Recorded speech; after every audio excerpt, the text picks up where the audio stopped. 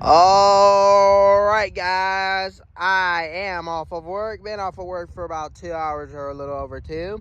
Here comes the CSX I138. We're going to have a three-train shootout. X407's behind and L640 is stopped down there at the signals in the woods.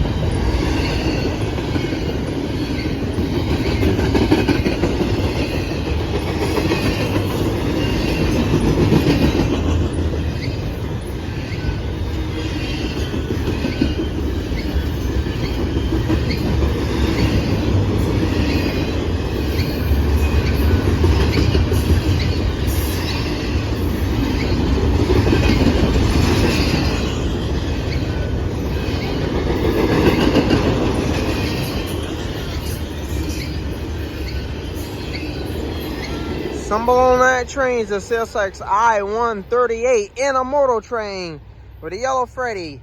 Pretty well stacked, not all that long. But that train starts off in Jacksonville, Florida, heads north to Charlotte, North Carolina, where it terminates. And that was the scanner turning on, guys. It says welcome frequency mode. It's what it says.